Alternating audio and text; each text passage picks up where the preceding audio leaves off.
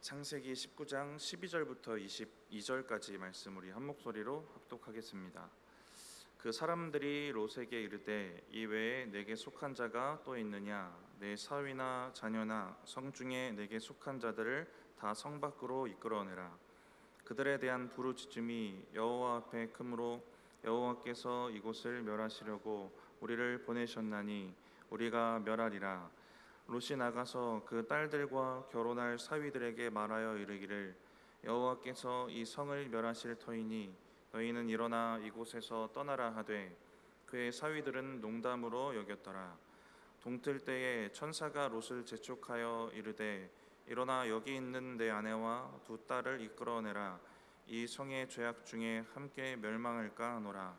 그러나 롯이 지체함에 그 사람들이 롯의 손과 그 아내의 손과 두 딸의 손을 잡아 인도하여 성 밖에 두니 여호와께서 그에게 자비를 더하심이었더라. 그 사람들이 그들을 밖으로 이끌어낸 후에 이르되 도망하여 생명을 보존하라. 돌아보거나 들에 머물지 말고 산으로 도망하여 멸망함을 면하라. 롯이 그들에게 이르되 내 주여 그리 마옵소서. 주의 종이 주께 은혜를 입었고 주께서 큰 인자를 내게 베푸사 내 생명을 구원하시오나 내가 도망하여 산에까지 갈 수 없나이다. 두렵건대 재앙을 만나 죽을까 하나이다. 보소서 저 성읍은 도망하기에 가깝고 작기도 하오니 나를 그곳으로 도망하게 하소서. 이는 작은 성읍이 아니니까 내 생명이 보존되리이다. 그가 그에게 이르되 내가 이 일에도 내 소원을 들었은즉 내가 말하는 그 성읍을 멸하지 아니하리니 그리로 속히 도망하라. 내가 거기 이르기까지는 내가 아무 일도 행할 수 없노라 하였더라. 그러므로 그 성읍 이름을 소알이라 불렀더라. 아멘. 롯이 두 명의 천사를 만나게 되는 장면으로 19장이 시작이 됩니다. 18장에는 하나님이 두 명의 천사와 함께 아브라함을 만나시는데요. 나그네의 모습을 하시고 아브라함을 찾아오십니다. 대화 중에 하나님이구나라는 것을 깨달았고 소돔의 심판에 대한 얘기를 듣습니다. 그리고 소돔과 롯을 위해 중보하는 장면은 우리 너무 잘 알고 있는 이야기입니다. 수요일 새벽에도 한번 질문 드렸던 질문인데요. 아브라함이 그 전에는 소돔과 롯을 위해 기도를 열심히 했을까요? 안 했을까요? 네. 새벽에도 대답이 없었어요. 안 했을 것 같습니다. 그렇게 뜨겁게 기도할 수 있을 만큼 그 소돔에 대한 그 정보나 거기가 어떤 상황인지를 명확하게 알고 있는 것 같지는 않은데요. 아브라함이 하나님께 기도할 때 의인 50명 얘기하다가 10명까지 줄이지만 그마저도 못 찾습니다. 거기가 얼마나 악하고 그래서 의인이 그래도 한 이 정도는 있겠지라는 대략적인 추측조차 할 수 없을 만큼 그것이 얼마나 타락했고 얼마나 심판이 임박했는지 피부로 느낄 만큼 그곳에 대해서 많은 관심은 없었던 것 같아요. 그러면 소돔과 롯을 위해 그렇게 심각하게 기도는 하지 못했을 것 같습니다. 만약에 심각한 상황인 걸 알았으면 뜨겁게 기도도 했을 것이고 또 한 가지 이런 행동도 했을 것 같아요. 롯을 찾아가서 거기 떠나야 된다, 이사 가야 된다, 거기 살면 안 된다라고 그랬을 것 같습니다. 아브라함이 롯을 대하는 마음은 아들을 대하는 마음과 같았을 테니까 만약에 이 상황을 분명히 알고 명확하게 알았으면 도망가라고 이사 가라고 했을 것 같아요. 만약에 제 아들 유리를 좀 생각을 해봤거든요. 유리가 막 동성애도 있고 성범죄도 가득하고 마약도 막 하고 막 강도와 총기 난사가 일어나는 막 인신매매도 일어나는 그런 지역에서 막 사는 겁니다. 범죄의 영향을 받으면서 살고 있어요. 그럼 저는 그냥 중보만 하진 않을 것 같습니다. 빨리 집으로 돌아와라, 다른 곳으로 이동해라 하는 얘기를 하겠죠. 그런데 아브라함은 이 정도까지 세밀하게는 몰랐던 것 같고요. 아브라함은 롯이 잘 살고 있을 것이라고 생각했을 것 같아요. 그 육적으로는 추측을 하나 해볼 수 있는 것은 14장에 전쟁이 있죠. 전쟁 가운데 롯을 구출해 옵니다. 그 북서쪽 지방의 연합군들을 이기고 그 그돌라오멜 중심으로 한 연합군을 이기고 롯을 구해온 사건이 가나안에서도 유명해졌을 것이고 그때 아브라함의 도움을 받았던 작은 나라 중에 하나가 소돔 아니겠습니까? 그럼 아브라함의 조카였던 롯도 그 영향력과 후광 가운데 살고 있었을 것이고 소돔에서 롯이 정착하는 데 큰 문제는 없었을 것입니다. 이미 가지고 있는 재산도 어느 정도 있었고 또 롯이 그 소돔이 풍요로운 곳이라서 선택했기 때문에 잘 살고 있겠지, 이 정도 마음과 관심이었을 것 같아요. 근데 롯의 영적인 부분이 괜찮은가, 그곳이 정말 어떤 상황이고 어떤 상태인가에 대해서는 깊이 생각하지 못했던 것 같습니다. 그래서 하나님이 소돔에 대한 심판이 임박했다, 이제 심판이다라고 말씀하시니까 그제서야 기도하는 장면이 이어지게 되는데요.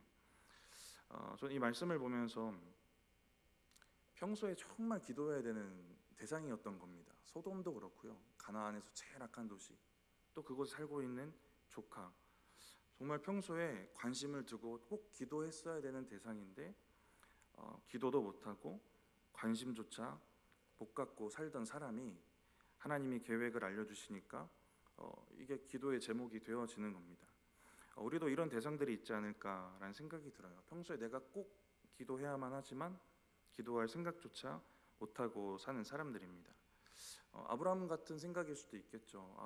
잘 먹고 잘 살고는 있잖아, 이 정도 관심에 그쳐서 그 영혼이 어떻고 또 그들이 영적으로 어떤 상황인지에 대해서는 관심을 두지 못하는 그런 대상들이 있지 않을까라는 생각을 했고요. 기본적으로 이런 사람들일 겁니다. 가족 친지 중에 예수 안 믿는 사람이실 거예요. 저도 이 생각을 하다가 이모들 생각이 좀 많이 났어요. 저희 이모가 꽤 많습니다. 그 시대 많은 것도 아닐 수도 있겠지만 다섯째 이모, 돌아가신 다섯째 이모까지 5명의 이모랑 다섯째 이모와 또 삼촌 한 분 이렇게 계신데 다들 먹고 사는데 문제 없으시거든요. 첫째 이모는 진짜 오래전에 TV에도 나올 만큼 큰 돼지 농장을 하십니다. 엄청 부자세요. 네. 어렸을 적에 그냥 한번 지나가는 길이었는데 10만 원짜리 수표를 용돈으로 줬던 게 아직도 가슴에 남아있어요. 그 당시에 진짜 큰 돈이었거든요. 뭐 부동산 하시는 이모도 있고요, 다른 이모들도 먹고 사시는 데는 문제가 없습니다. 그러면 잘 계시겠구나, 자식들도 친척들 사촌들도 잘 크고 잘 키우고 하시겠구나 라는 생각 정도 하는 겁니다. 근데 내가 기도 안 하면 누가 우리 이모들 위해 기도해 주지? 이 생각이 좀 들었고, 육적인 부분 말고 영적인 부분이 어떤가, 여기에 관심을 둬야 되는구나 라는 생각이 좀 들었습니다.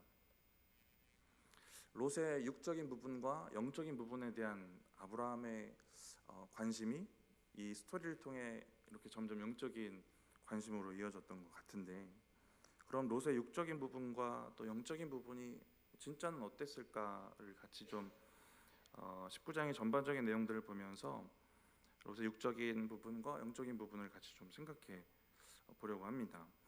19장에 아브라함을 만났던 두 천사가 이제 롯을 찾아가면서 19장이 시작이 되는데요. 19장 1절을 보면 롯의 육적 상태를 좀 추측해 볼 수 있는 건 롯이 성문에 앉아 있었다라는 내용이죠.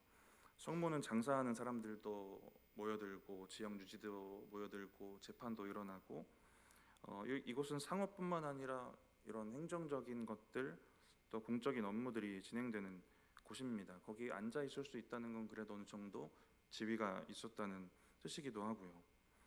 19장 9절을 보면 롯을 찾아온 그 천사들을 내놓으라고 소돔 사람들이 찾아오는데 롯에게 이렇게 말해요. 우리 땅에 몸부쳐 사는 떠돌이 주제에 어디서 재판관 행세를 하려고 그러느냐라고 말합니다. 롯이 진짜 아무 하찮은 보잘것없는 영향력 없는 존재면 이런 말조차 오가지 않았을 것 같아요. 이게 어느 정도 영향력이 있었던 위치에 있었지만 속으로는 롯을 인정하지 않는 그런 분위기 속에서 살고 있었던 것 같습니다. 어쨌든 육적인 상황은 아브라함의 마음이 아브라함의 그 생각처럼 잘 먹고 잘 살고는 있었던 것 같습니다. 영적 상태는 어땠을까? 롯의 영적 상태를 좀 생각해 볼 수 있는 부분을 좀 나눠본다면, 첫째로 찾아온 천사를 즉시 알아볼 수 있을 만큼의 영적인 민감함은 없었던 것 같습니다. 19장에 그 사람들 이렇게 언급을 하거든요. 그럼에도 롯이 그들을 대접했던 건 천사라서가 아니라 롯에게 일면 남아있는 착한 부분, 그래도 남아있는 신앙적인 부분이 있었기 때문에 했던 행동일 텐데요. 사람으로 인식하고 잘 바로 깨닫지 못하는 그 정도의 영적 상태를 또 추측해 볼 수 있고, 둘째는 저는 이 부분을 읽으면서 이게 사람이 세상화 되어 가는구나, 환경이 참 중요하구나 이 생각했는데, 소돔화입니다. 롯이 소돔에 거하면서 소돔의 영향을 받고 소돔화 되어 갑니다. 요즘 청년부에서 다윗에 대한 내용 보는데 내일 나눌 내용이 다윗의 블레셋화이거든요. 블레셋에 잠깐 사울이 피해서 망명 갔는데 점점 블레셋화 되어가요. 엄청 폭력적이 되고 물질적이 되고 거짓말도 하고 막 그렇게 변해갑니다. 근데 롯도 소돔화 되어가는 모습들을 보여요.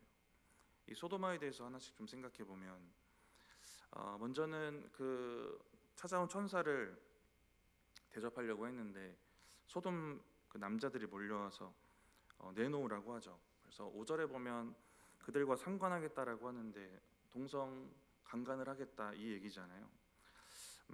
그런데 롯의 대처가 잘 아시겠지만 이해가 안 되는 대처를 하죠. 두 딸을 내어줄 테니까 이 두 손님에게는 손을 대지 말아라라는 제안을 합니다. 한 신학자는 이런 롯의 대처를 이렇게 표현을 하더라고요. 롯의 제안은 구역질이 난다. 왜 이렇게까지 표현했냐면 이 신학자도 딸이 있더라고요. 이어지는 내용에 아무리 당시 어떤 관습이나 법률이 있더라도 아버지라면 낯선 사람들을 위해 딸을 희생하진 않겠다라고 얘기를 하고요. 이어서 이렇게 얘기를 해요. 도덕적인 시궁창에서 많은 세월을 보낸 롯의 사고방식이 얼마나 왜곡되었는지를 그대로 보여준다. 소돔 백성들의 사악함과 롯의 타락한 위선 중에 어떤 것이 더 구역질 나는 일인지 모르겠다, 이렇게 얘기를 합니다. 저는 이 모습을 보면서 롯의 그 믿음과 그 신념이 좀 고장나지 않았나라는 생각을 했어요. 딸을 내어줄 결심을 할 정도면 뭔가 자신만의 확고한 뭔가가 있는 거거든요. 손님을 지켜야 된다. 손님을 지키는 건 선한 일이다. 그런데 그것을 위해 딸을 강간의 도구로 내어줄 수도 있다. 참 뭔가 고장나 있는 오류가 일어나는 그런 모습입니다. 그래서 악으로 막으려고 하고 있는 거예요. 그러면서도 이게 악한 것인가 아닌가를 잘 모르고 있는 겁니다. 그것이 신념화돼서 문제조차 느끼지 못하는 상태 같아요. 근데 이 고장난 신념이 어떤 비극이 되냐면 나중에 술에 취해서 무의식 중에 일어났다고 할 수도 있겠지만 소돔에서 도망친 후에 결국 딸들과의 근친상간이 일어납니다. 딸들과 동침하게 돼요. 자기가 비도덕적인 방법을 취하했던 그대로 자신이 그 일을 행하게 되는 이런 비극도 우리가 보게 됩니다. 또 롯의 소돔화를 좀 생각해 볼 수 있는 건 오늘 본문인데요. 우리 14절 같이 한번 읽어보겠습니다. 롯이 나가서 그 딸들과 결혼할 사위들에게 말하여 이르기를 여호와께서 이 성을 멸하실 터이니 너희는 일어나 이곳에서 떠나라 하되 그의 사위들은 농담으로 여겼더라. 천사들이 12절부터 왜 여기 왔는지를 방문 목적을 얘기를 합니다. 심판에 대한 얘기를 하고요. 그럼에도 너희 가족은 구원하기 위해서 왔다라는 얘기를 하고요. 그래서 천사가 너에게 속한 자들에게 가서 이 얘기를 하고 같이 성 밖으로 이끌어내라고 얘기를 해요. 그래서 14절에 찾아간 게 예비 사위들입니다. 근데 그들의 반응은 농담으로 여겼다라고 하는데 이 원어는 비웃다라는 의미가 있고요. 17장에서 아브라함이 이삭 주시겠다고 하는 하나님을 향해 웃었던 그 웃다라는 단어가 동일한 단어입니다. 불신에서 나오는 웃음이에요. 롯의 예비 사위들도 롯의 말을 불신하고 비웃고 있습니다. 롯을 통해 전해지고 있는 하나님의 그 심판에 대한 말씀을 전혀 들을 수 없는 그런 영적 상태를 가지고 있어요. 그러니까 소돔 사람들 전체가 이런 상태였겠죠. 죄의 지배 속에 살아가면서 진짜 들어야 될 얘기 못 듣는 그런 상태인 겁니다. 이건 예비 사위들과 소돔 사람들의 상태고, 이 장면에서 롯의 소도마를 좀 생각해 봤는데, 당시에 그 딸의 사윗감은 아버지가 구하게 됩니다. 아버지의 영향력이 크죠. 그럼 예비 사위들을 다시 한번 떠올려 보면 롯이 사윗감 골랐던 기준이 신앙은 아니었겠구나라는 생각이 들죠. 무슨 기준으로 구했을까? 롯이 소돔을 삶의 터전으로 골랐을 때의 그 기준이지 않았을까요? 소돔이 에덴처럼 풍족해 보이고 애굽처럼 풍족해 보였기 때문에 살 곳으로 정합니다. 이런 육적인 기준을 가지고 또 삽입감을 고르지 않았을까라는 생각이 듭니다. 한 가지 분명한 거는 이 예비 사위들에게 롯이 가진 영적인 권위는 전혀 없었다라는 겁니다. 예비 사위들에게 롯은 그렇게 신앙적으로 보이지도 않고 롯이 거룩한 신앙을 가진 사람으로 보이지 않은 거죠. 그랬으면 아무리 믿음이 없어도 영향력이 어느 정도 있었겠죠. 예비 사위들의 그 신앙이 없더라도 롯이 신앙적으로 본이 될 만한 삶을 살고 그랬다면 이 진지한 얘기를 그래도 진지하게 들어주지 않았겠습니까? 근데 예비 사위들이 보기에도 롯은 소돔 사람들이랑 크게 차이도 없고 그가 이런 얘기를 할 만큼의 신앙인으로 보이진 않았던 겁니다. 근데 갑자기 하나님의 말씀이라고 전해주는 말을 들었을 때 당연히 일어날 수도 있는 반응이었을 것 같아요. 농담처럼 여기고 우습게 여겨질 수도 있었을 것입니다. 또 롯의 소도마를 좀 생각해 볼 수 있는 건 오늘 보면 16절입니다. 우리 같이 한번 읽어보겠습니다. 그러나 롯이 지체함에 그 사람들이 롯의 손과 그의 아내의 손과 두 딸의 손을 잡아 인도하여 성 밖에 두니 여호와께서 그에게 자비를 더하심이었더라. 이상한 건 심판을 행하시고 또 심판을 전해주는 천사들은 마음이 급한 것 같이 뭔가 재촉을 계속 해요. 심판이 임박했으니까. 근데 16절에 롯의 반응을 보면 롯은 지체합니다. 지체하고 망설여요. 왜 망설였을까? 망설일 이유는 하나밖에 없지 않겠습니까? 두고 가야 될 것들에 대한 미련입니다. 롯의 육적인 상태에 대해서도 말씀드렸지만 뭐 먹고 사는데 문제 없고 재산도 있고 지위도 있습니다. 그걸 다 두고 떠나야 되는 이 상황인 거예요. 근데 지금 롯이 망설이는 타이밍은 절대 망설이면 안 되는 그런 타이밍이거든요. 하나님은 너 이제 죽고 사는 문제다, 심판이다 하시는 이 중요한 시점에 자기의 육과 영이 죽고 사는 문제를 마주하는 그 시점에도 육체의 정욕과 그 욕심의 미련을 갖고 또 그것에 영향을 받는 나약함을 보여줍니다. 살려면 포기해야 되는데 살고도 싶고 포기하기도 싫은 모습입니다. 우리의 삶 가운데 우리의 믿음이 이렇게 되어지는 경우도 생기는 것 같아요. 하나님이 주시는 구원과 또 은혜와 이런 것들을 원하지만 한편에 있는 우리의 육적인 것들도 포기하고 싶지 않을 때가 생기는 것 같습니다. 그걸 포기해야 돼. 너가 구원 받으려면 이걸 포기해야 돼라고 말씀하셔도 그것에 미련을 두고 영향받는 우리의 모습도 간혹 있지 않겠습니까? 천사들은 롯에게 계속 미련 두지 말아라. 하나님의 구원만 바라보고 살아야 된다. 살라는 얘기를 계속 하는데도 망설입니다. 빨리 피해서 생명을 보존하라고 말해요. 미련 때문에 죽지 말고 살라는 얘기를 합니다. 우리 17절 이어서 읽어보겠습니다. 그 사람들이 그들을 밖으로 이끌어낸 후에 이르되 도망하여 생명을 보존하라. 돌아보거나 들에 머물지 말고 산으로 도망하여 멸망함을 면하라. 돌아보다 죽지 말라는 건데요. 돌아보려고 하는 것들은 결국 심판과 함께 사라질 것들입니다. 사라질 재물이고 사라질 지위예요. 우리도 간혹 이중적인 태도를 가지고 세상에 한 발 걸치고 또 하나님의 은혜도 구하고 구원도 간구하고 할 때가 있는데, 우리가 걸쳐놓은 세상도 언젠간 사라질 것들, 또 헛된 것들이 아니겠습니까? 우리에게도 근데 이러한 것들이 갈등의 요소들이 될 때가 생기는 겁니다. 하나님이 주시는 은혜와 구원이 내가 가지고 있는 어떤 것보다 참 가치 있는 것이구나라는 믿음이 우리에게 조금 더 확고하고 또 굳어지는 은혜가 있으면 좋겠습니다. 17절에 빨리 산으로 도망가라고 얘기를 해요. 멀리 도망가라고 합니다. 근데 18절에 롯을 보면 다른 요청을 시작을 합니다. 우리 19절, 20절 같이 한번 읽어보겠습니다. 오늘 본문 19절, 20절입니다. 주의 종이 주께 은혜를 입었고 주께서 큰 인자를 내게 베푸사 내 생명을 구원하시오나 내가 도망하여 산에까지 갈 수 없나이다. 두렵건대 재앙을 만나 죽을까 하나이다. 보소서 저 성읍은 도망하기에 가깝고 작기도 하오니 나를 그곳으로 도망하게 하소서. 이는 작은 성읍이 아니니까 내 생명이 보존되리이다. 여전히 망설이는 모습 보여줍니다. 멀리 있는 산까지 가는 것 말고 가까운 곳에 있는 소알이라는 작은 성으로 도망하게 해달라는 이 요청을 하고 있습니다. 롯이 자꾸 지체하고 뭔가 조건을 달고 하는 것들을 보면 이 심판이 롯에게는 그렇게 심각하게 여겨지진 않는 것 같아요. 왜 가까운 소알을 얘기를 했을까?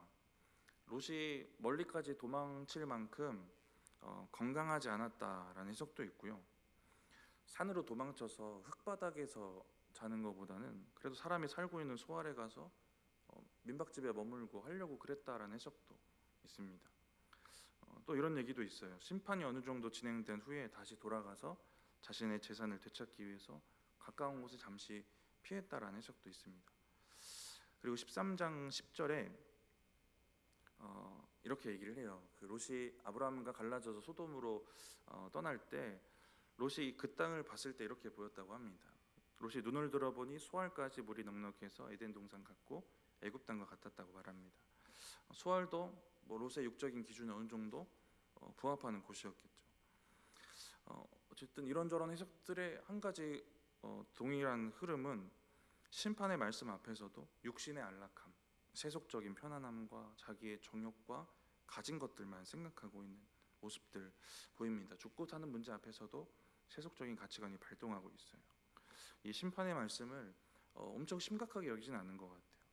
심각하게 여겼으면 산으로 도망치라고 했으면 산 너머까지 가겠습니다라고 해야 맞는 거 아니겠습니까? 가까운 소알로 간다는 것은 이 상황을 지금 롯이 어떻게 받아들이고 있는가를 좀 생각해 볼 수 있습니다. 그럼에도 계속해서 롯은 지체하고 있죠. 이렇게 롯이 얼마나 소돔에 익숙해져 있고 그 사상과 그런 가치관에 익숙해져 있는가를 알 수 있습니다. 롯의 소도마에 대해서 생각해 볼 때 네 번째로 좀 생각해 봤던 건 롯의 소도마가 가족들의 소도마로 이어졌다는 것입니다. 롯의 소도마는 앞서 나누었던 것처럼 롯에게 보여지는 육적인 가치관에서도 보여지고요. 롯이 딸들을 내어주려고 했던 그 고장난 신념에서도 보여집니다. 이러한 롯의 소도마가 가족들에게는 어떤 결말로 이어졌을까? 롯에게 보여줬던 소도마 중에 육적인 가치관은 아내에게 영향을 주었나 봐요. 아내는 결국 육적인 욕망 때문에 소금 기둥됩니다. 롯에게 보여줬던 그 고장난 신념들 딸들에게로 이어져서 롯에게 술을 먹이고 아버지 롯과 동침하게 됩니다. 이들이 하는 말을 보면 롯의 모습이 동일하게 비춰져요. 창세기 19장 31절 32절인데 우리 같이 한번 읽어보겠습니다. 큰 딸이 작은 딸에게 이르되 우리 아버지는 늙으셨고 온 세상의 도리를 따라 우리의 배필이 될 사람이 이 땅에는 없으니 우리가 우리 아버지에게 술을 마시게 하고 동침하여 우리 아버지로 말미암아 후손을 이어가자 하고. 창세기 19장 8절도 읽어보겠습니다. 내게 남자를 가까이 하지 말라. 아니한 두 딸이 있노라. 청하건대 내가 그들을 너희에게로 이끌어내리니 너희 눈에 좋을 대로 그들에게 행하고 이 사람들은 내 집에 들어왔은즉 이 사람들에게는 아무 일도 저지르지 말라. 첫째 딸과 둘째 딸 대화를 보면 후손을 이어가기 위해서라면 아버지와 동침해도 괜찮아, 이런 얘기고요. 롯은 이런 생각을 가지고 있었고요. 내 집에 들어온 손님을 지키기 위해서라면 딸들을 강간의 도구로 내어줘도 괜찮아, 이런 생각을 합니다. 똑 닮았죠? 고장난 신념들 보여주고 있습니다. 그게 맞다고 믿고 있는 자기들의 믿음이 있는데요. 이게 고장나 있습니다. 거슬러 선악과 사건으로 거슬러 가면 자신들이 선악의 기준이 되는 거죠. 자기 마음대로, 자기의 유익대로 자기들이 만들어 놓은 고장난 그 신념을 굳게 믿고 그대로 사는 겁니다. 이렇게 롯의 소도마가 아내와 딸에게로 이어집니다. 저와 여러분도 지금도 정말 죄악으로 가득한 세상들, 사건 사고들 보면 그렇잖아요. 우리가 소돔 같은 이 땅을 살아갈 때 한편으로는 하나님을 믿지만 또 점점 우리의 한편에 소돔화 되어가는 부분이 있다면 분명한 사실 하나는 이 영향력이 가정에도 분명히 끼칠 것이다 라는 겁니다. 우리 다섯 번째로 좀 생각해 본 건 롯의 소돔화가 뭔가 이렇게 섞여져 있다는 겁니다. 두 명의 천사를 대접해요. 그들을 지키기 위한 행동을 합니다. 그래도 롯 안에 뭔가 선한 것들이 남아있는 것들이 비춰지긴 해요.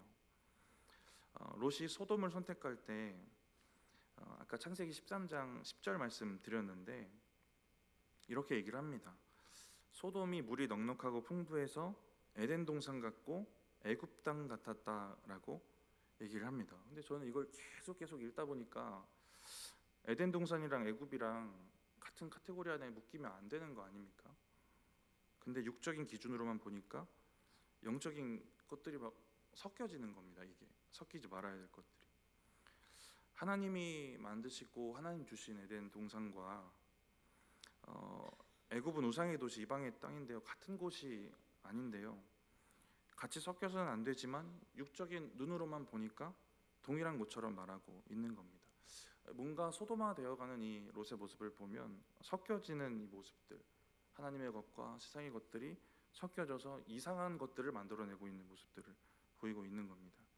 소돔이 에덴 동산처럼 풍족해 보이지만 애굽처럼 풍족해도 보이지만 애굽처럼 또 죄도 가득하니까 거기를 안 가겠다. 이게 논리가 맞는 거죠. 우리가 가진 신앙 안에서의 논리가. 그런데 그러지 못하고 이걸 같이 섞어서 얘기를 하고 있는 롯의 모습이 13장 10절에 이 소돔을 선택하는 장면부터 나오고 있어요. 롯의 소돔화는 그러니까 혼합된 믿음입니다. 여섯 번째로 혼합주의가 가져왔던 한 가지 착각을 좀 생각을 해봤는데요. 7절에 롯이 19장 7절에 천사들을 동성 강간하려고 찾아온 사람들에게 이렇게 말해요. 형제들아 악을 행하지 말라. 세 번역으로 보니까 이렇게 얘기를 합니다. 여보게들 제발 이러지 말게. 이건 악한 짓일세. 근데 롯의 대처도 악입니다. 자기 기준이 롯의 기준은 이런 것 같아요. 동성 강간은 진짜 최악이고 악이고 딸을 강간하라고 내어주는 건 이런 상황에서는 악이 아니다. 뭐 이런 논리 같습니다. 혼합되고 변질된 믿음이 가져다주는 착각이 뭘까를 좀 생각해 볼 때 하나님 앞에서 하나님을 기준으로 선과 악을 구분하는 게 아니라 상대적인 기준 잡는 겁니다. 내가 누구보다 악하지 않다. 나는 이런 죄까지는 짓지 않는다. 이런 기준이 생기는 거예요. 롯이 소돔 사람들보다는 상대적으로 의로운 건 사실이겠죠. 하나님 앞에서 똑같은 죄인이었고 누구보다 의롭다. 우리가 여기에 속게 되는 경우들이 생길 수 있다는 겁니다. 소돔화가 가져다준 결과가 바로 이 상대적인 의로움에 속아서 자기는 괜찮다라고 하는 착각 속에 사는 겁니다. 그렇게 자신을 못 보면 상대방의 것들만 더 크게 보이고 이런 신앙적인 내로남불도 참 심해지겠죠. 롯이 딸들을 소돔 사람들에게 내어주려고 했던 이 사건을 좀 보면서 떠올랐던 사건이 하나 있는데요. 사사기 19장에 나오는 사건입니다. 집 나간 첩을 데리러 갔던 레위인이 겪었던 사건입니다. 레위인에게 첩이 있다는 것부터가 뭔가 이상한 상황이죠. 첩과 함께 집으로 돌아가는 길에 하루 묵어가려고 기브아로 들어가게 돼요. 거기서 같은 고향 출신 노인을 만나고 도움을 받아서 묵어갈 수 있게 됩니다. 근데 이때 비슷한 사건이 일어나는데요. 기브아의 불량배들이 찾아와서 레위인을 내놓으라고 얘기를 합니다. 그랬더니 그 노인이 이렇게 얘기를 해요. 여기 내 처녀 딸과 이 사람의 첩이 있은즉 내가 그들을 끌어내리니 너희가 그들을 욕보이든지 너희 논에 좋을 대로 행하되 오직 이 사람에게는 이런 망령된 일을 행하지 말라 하나, 이렇게 얘기를 합니다. 이 사건은 비극적인 결말을 맞이해요. 레위인의 첩이 밤새 윤간당하고 죽습니다. 그리고 레위인은 그 첩의 시체를 12조각으로 내서 각 지파에게 보내고 이 사건은 민족 간의 전쟁으로 이어지게 되고요. 그러다 베냐민 지파가 거의 몰살당해서 600명의 군사만 남습니다. 이스라엘 지파들이 그때서야 이제 심각성을 느끼고 이러다 한 지파 사라지겠는데 하는 두려움을 느낍니다. 그래서 베냐민 지파가 사라지지 않도록 방법을 택하는데 야베스 길르앗을 쳐서 처녀만 남기고 다 죽인 후에 그 처녀를 남겨진 베냐민 지파 600명에게 주는 겁니다. 그런데 계산을 잘못했나 봐요. 200명이 모자라요. 그래서 실로의 처녀들이 춤추러 나왔을 때 납치해서 데려가게 됩니다. 노인이 레위인 손님을 지키기 위해 딸과 레위인의 첩을 내어놓으려고 했던 것도 그렇고요. 베냐민 지파의 명맥을 이으려고 살인과 납치를 저지르는 것도 그렇고 죄로 죄를 해결하는 모습들을 보이고요. 이럴 때는 이게 더 악하지 않은 거야, 이건 괜찮아, 이런 합리화들이 보입니다. 동일하게 보여지는 자신만의 선악의 기준을 갖고 있는 것들이 보여요. 나는 하나님 앞에서 이런 죄가 있고 이런 악이 있어 라는 하나님이 기준이 되는 게 아니라 상대적인 기준으로 이 상황들이 흘러가고 또 있거든요. 그래서 그러면서 자신을 또 못 보는 거죠. 첩을 데리러 갔던 레위인도 자기 자신을 못 봅니다. 기브아에 하루 묵으러 들어갔을 때 이 레위인의 기대감은 그거였나 봐요. 내가 들어가기만 하면 누구든지 나와서 나를 반갑게 맞아주고 나에게 후한 대접을 해주겠지, 이런 기대감을 가지고 갔는데 아무도 대접을 안 해요. 그러다 실망해서 만난 게 이 노인입니다. 자신을 대접하지 않은 그 사람들, 그리고 자기의 첩을 집단 강간한 기브아의 불량배들, 내가 그들보다는 낫지 않아, 이 생각이 있었겠죠. 첩을 데리고 사는 레위인이면서 나는 그 정도는 아니다 라는 마음이 있었을 것입니다. 그렇기 때문에 이 문제를 이스라엘 전체의 문제로 공론화시키는 겁니다. 그 공론화시키면서 그 이스라엘 지파들의 총회에서 이 사건을 말하는 모습도 보면 상대적인 논리로 얘기해요. 나는 그 정도는 아니다. 주장이 이래요. 어떻게 이런 일이 이스라엘에서 일어날 수 있냐고 얘기를 합니다. 어떻게 그런데 레위인이 첩을 데리고 살 수 있습니까? 이건 보지 못하는 거죠. 레위인이 이렇게 포장을 하는 겁니다. 하나님의 백성의 공동체에서 어떻게 이런 일이 일어날 수 있냐는 건데 레위인이 떳떳하냐는 것이죠. 레위인이 그리고 자기 첩이 강간을 당할 때 아무런 조치를 하지 않아요. 아무런 관심이 없습니다. 말씀을 보면 첩을 내어준 사람이 레위인이에요. 첩을 내어준 게 레위인이면 어떤 면에서 이 사람들이 집단 강간의 공범인 겁니다. 그런데도 자기의 첩의 시체를 12조각을 내서 토막내서 보내요. 예전에 사사기 묵상할 때 굳이 이렇게 할 필요가 있을까라는 생각도 들었어요. 자기 죄는 못 보는 겁니다. 어떻게 하나님의 백성이 이럴 수 있는가, 자기가 당한 일들만 계속 생각을 하죠. 그런 모습에서 또 오늘의 모습이 좀 비춰집니다. 레위인이 가지고 있었던 그 자기 중심적인 사고들과 또 내로남불 같은 이런 태도들이 롯에게도 보여지고 그런 공통적인 이런 모습들이 보여집니다. 나는 그 정도는 아니다라는 마음들이 있었던 것 같아요. 근데 사사기의 신앙적인 분위기도 말씀드렸던 오늘 19장의 롯의 믿음과 비슷합니다. 뭔가 혼합되어서 심각하게 변질되고 이상한 모습들, 이상한 신앙의 행위들이 드러나요. 그 가운데 자기 죄는 못 보고 남의 죄만 보는 사람들이 생겨나는 것인데 나는 그 정도는 아니다, 이 마음을 가지고 생각 속에 살아가게 되는 모습들을 보여지는 겁니다.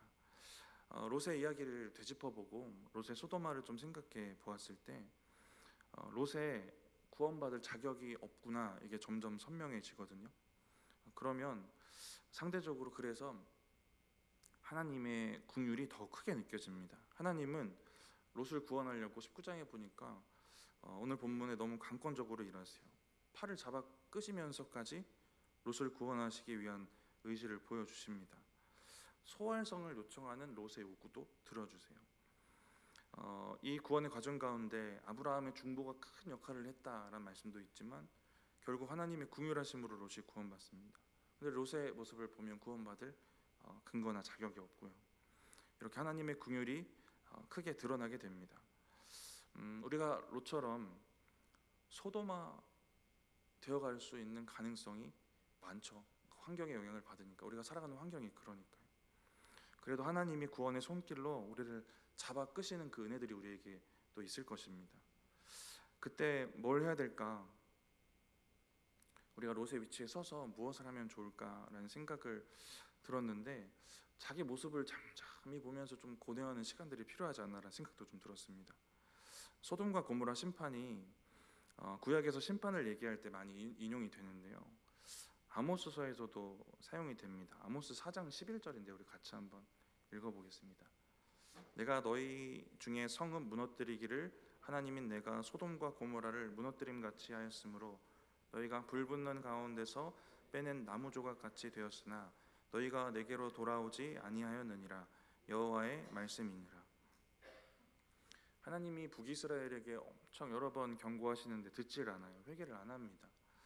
그래서 여러 가지 방법으로 심판하시는데 너희가 내게로 돌아오지 아니하였느니라 라고 말씀을 하세요.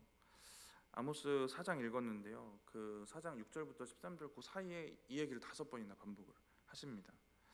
읽었던 아모스 4장 11절에 이스라엘의 상태를 이렇게 표현해요. 너희가 불붙는 가운데서 빼낸 나무 조각 같이 되었으나입니다. 그런데 돌아오지 않는다라는 얘기거든요. 롯의 모습이 육적으로도 불붙는 소돔에서 건져낸 나무 조각 같았겠지만 영혼도 그렇지 않았겠습니까? 영혼도 불붙는 가운데서 빼낸 나무 조각처럼 피폐해져 가고 있었을 거예요. 그의 삶이 그랬을 겁니다. 그때 롯이 했어야 되는 일은 내가 불붙는 데서 건져낸 나무 조각 같구나, 이걸 봐야 되는 거죠. 자신의 소도마를 돌아보면서 내가 이렇게 살아야 되는 존재가 아닌데, 내가 육적인 거 따라왔다 이렇게 됐구나, 내가 소도마 되어서 원래 가지고 있던 믿음 점점 잃어가고 있구나, 내가 이렇게까지 되었구나라는 그런 고뇌와 고민들이 먼저 있어야 되고, 그러면 회복의 말씀을 주시는 하나님의 은혜 앞으로 나아가게 되는 건 아니겠습니까?